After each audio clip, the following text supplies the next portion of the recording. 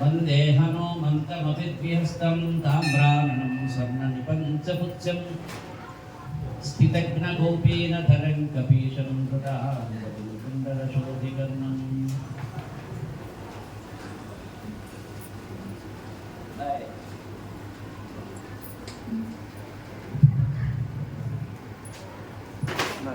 हनुमानञ्जनासूनो वायुपुत्रो महामदः रामेश्च फल्गुणसखः पिङ्गाक्षो अमितविक्रमः उदधिक्रमणैश्चैव सीता शोकविनाशका लक्ष्मणप्राणदाता च सुग्रीवस्य दीपः द्वादशैतानि नामानि कपीन्द्रस्य महात्मनः स्वापकाले पठेन् नित्यं यात्राकाले विशेषतः तस्य मृत्युभयं नास्ति सर्वत्र विजयेत् भवेत् सर्वत्र विजयेत् भवेत् लक्ष्मीनारायणाभ्यां नमः मम गुरुभ्यो सीतारामाभ्यां नमः श्रीलक्ष्मीनारायणाभ्यां नमः भृगुमरीचत्रिकश्यपेभ्यो महर्षिभ्यः श्री महाभागवतजनेभ्यः सर्वेभ्यः वैष्णवेभ्यो नमो ओम नमः हरि ओम वासुदेव वासुदेव वासुदेव మా ఎవరైనా ఉన్నారా అక్కడ రావాల్సిన వాళ్ళు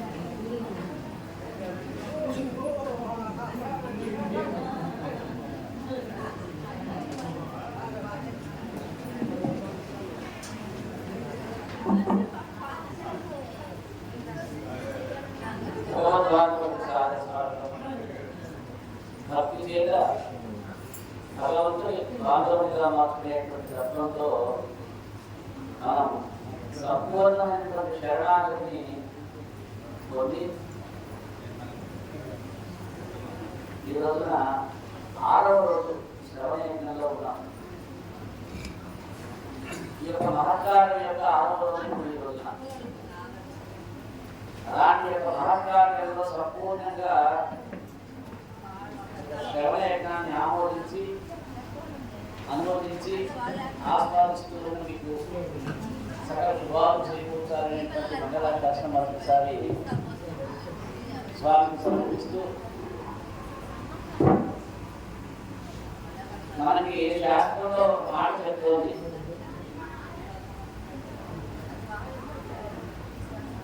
కర్త కాళికా చేవ ప్రేరణ అనుమోదక దుష్కృతం సుకృతం చేవ చత్వారి సమభాగినః అని శాస్త్రవచనం. కర్త కాళికా చేవ ప్రేరణ అనుమోదక దుష్కృతం సుకృతం చేవ చత్వారి సమభాగినః. ఎవరు చేసినా, ఎప్పుడు చేసినా, ఎక్కడ చేసినా, ఎలా చేసినా ఆ చేసేటువంటి కర్మ శుభమైన అశుభమైన పాపకరమైన పుణ్యకరమైన ఆ చేసేటువంటి కర్మ యొక్క ఫలాలు నలుగురు సమభాగంగా పంచబడతారని మనకి శాస్త్రం చెప్తుంది. ఆ నలుగురు ఎవరయ్యా? కర్త, కాళిక, జీవ. కర్త అంటే చేసేటువంటి వాడు, కాళికుడు అంటే చేయించేటువంటి వాడు, ప్రేరకచ అనుమోదక దాన్ని ప్రేరేపించేటువంటి వాడు, దాన్ని ఆ యొక్క కార్యాన్ని ఆమోదించేటువంటి వాడు. ఈ నలుగురికి దుష్కృతం సుకృతం చేత చత్వారి సమభాగినః సమానమైనటువంటి ఫలాలు ఆపాదింపబడతాయి అని చెప్పి మనకి శాస్త్రం చెప్తుంది. సమాన ఫలం అంటే ఏమిటి అంటే, ఒక దొంగ బ్యాంకుకి కన్నం చేయడానికి బయలుదేరాడు. దానికి ఒకరు సలహా చెప్పాడు, ఇద్దరైనా ఈ ఇద్దరు పోదు,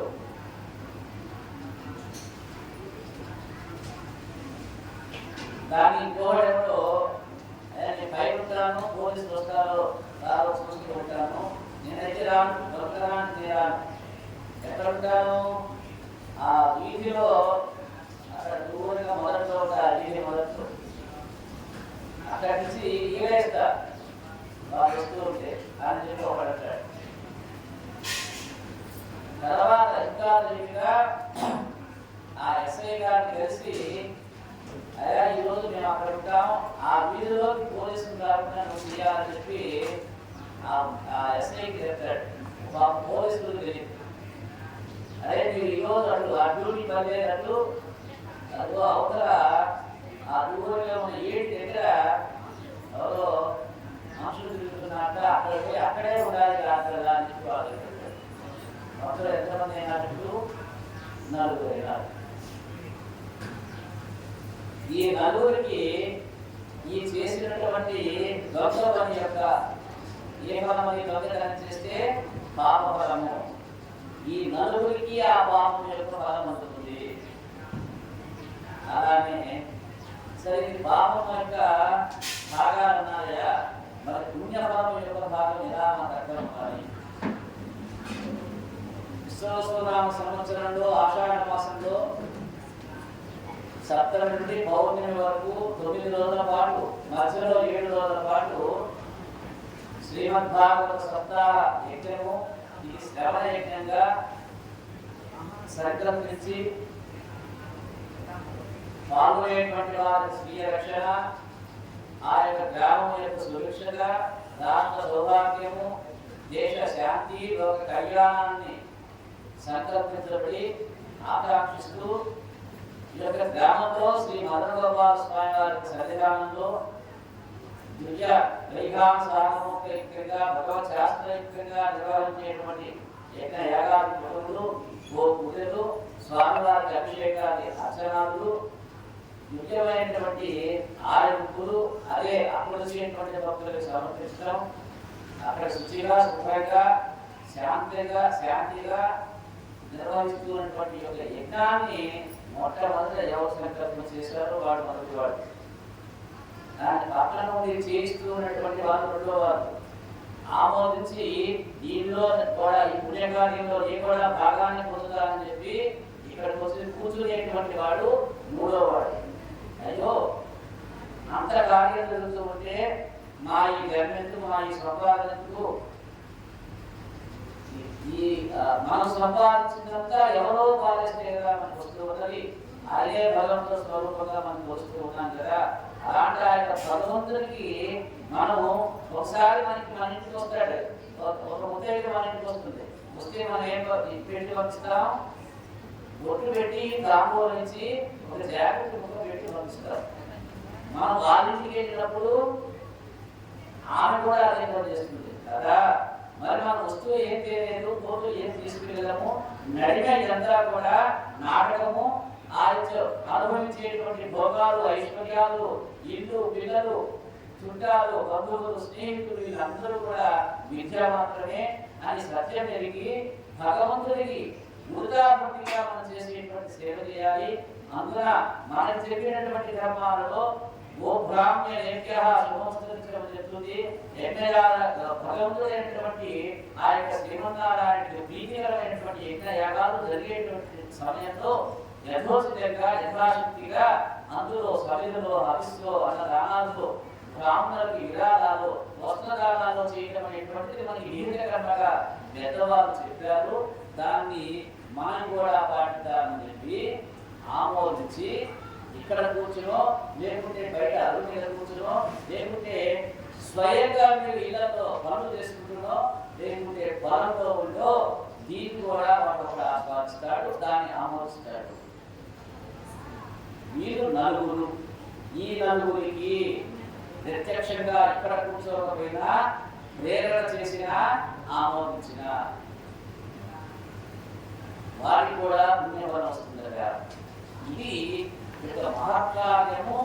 లేకుంటే దుష్కృతం కానివ్వండి, అది సుకృతం కానివ్వండి, ఈ యొక్క దుష్కృత యొక్క ఫలాలు ఈ నలుగురికి పంచబడతాయి.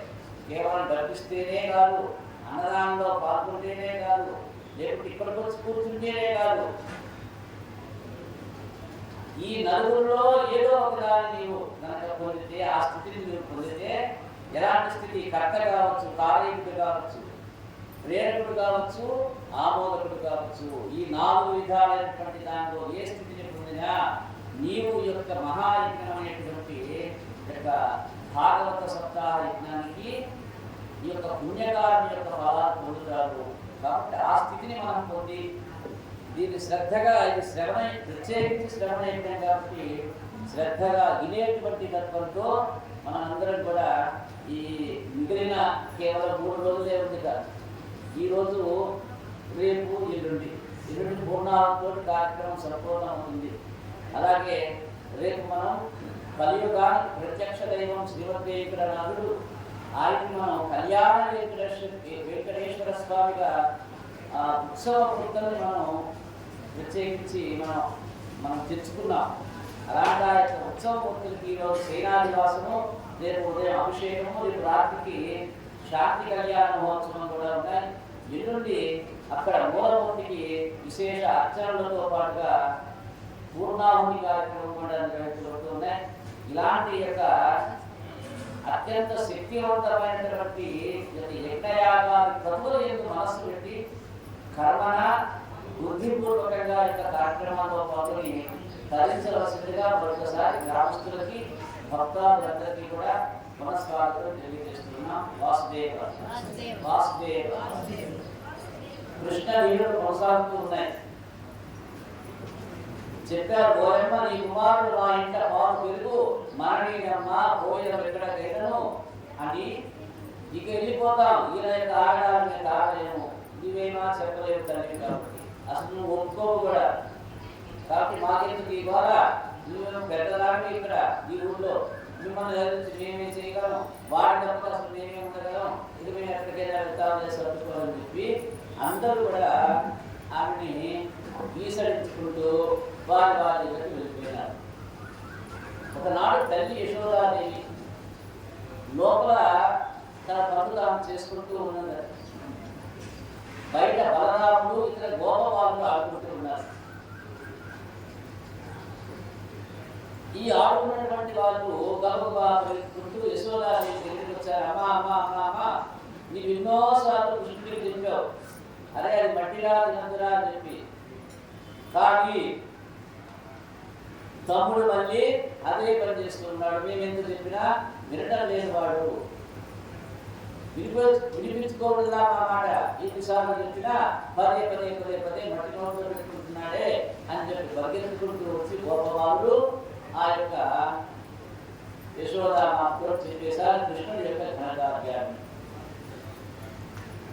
సహజంగా చిన్నతనంతో పిల్లలు దాక్కుని ఆట ఆడుతూ ఉంటారు. ఎక్కువగా దాక్కుని ఆట ఎక్కువగా ఆడుతూ ఉంటారు.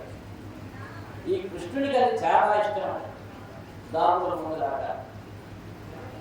సహజంగానే మనిషికి జారత్వము, చోరత్వము ఈ 2 ఇష్టమైన ఆటలు. సహజ లక్షణం అది మానవుడికి, జారత్వము, చోరత్వము. ఇది ఎలా ఉంటుందా అంటే వాడు దొంగతనం చేయాలని చెప్పి ఉండదు, ఏదో దొంగిలించుకుని వద్దామని చెప్పి ఉండదు. ఒక పెళ్లికి పెద్ద ఆయన ఎవరో ఒక ఆయన పిలుస్తాడు, పెళ్లికి పెద్ద ఆయన పిలుస్తాడు.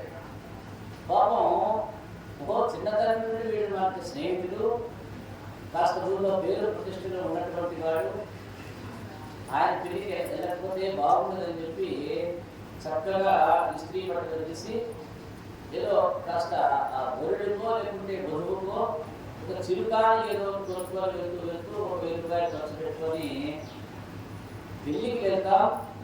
వివాహంలో ఆ పెళ్లి పీఠల మీద కూర్చున్న వధువులో వరుడులో చక్కగా ఆశీర్వచనం చేసి భోజనం దగ్గర కూర్చుంటారు.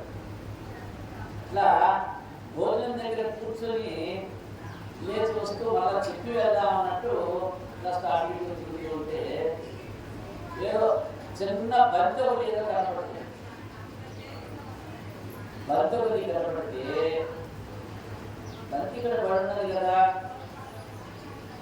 ఎవరైనా అతి తీసుకుని వెళ్ళేవాడు కదా, మన పిల్లవాడు నిన్న బంతి అడుగుతూ ఉన్నాడు, నాకు బంతి కూడా పెట్టని చెప్పి నిన్న బాగా చేస్తూ ఉన్నాడు, ఈ బంతి తీసుకువెళ్ళి వాడికి ఇస్తే సరిపోతుంది కదా అని చెప్పి ఆ బంతిని ఎవరు చూడటం లేదని చెప్పి జేబులో తీసుకుని ఇంటికి వెళ్తాడు. ఇదేమిటి? ఇది దొంగతనం. ఇది సహజంగానే ఉంటుంది మనకి, అదేదో దొంగతనం అన్నట్టు మన భావన ఉండదు. ఒకవేళ ఉన్నా కానీ దాన్ని ఆపరు. అలానే ఇక్కడ మనకి జాగ్రత్తం చోదత్వం ఇష్టం కాబట్టి మానవుడికి ఏది ఇష్టమో అదే భగవంతుడు ఈలగా చూపిస్తున్నాడు. ఇక్కడ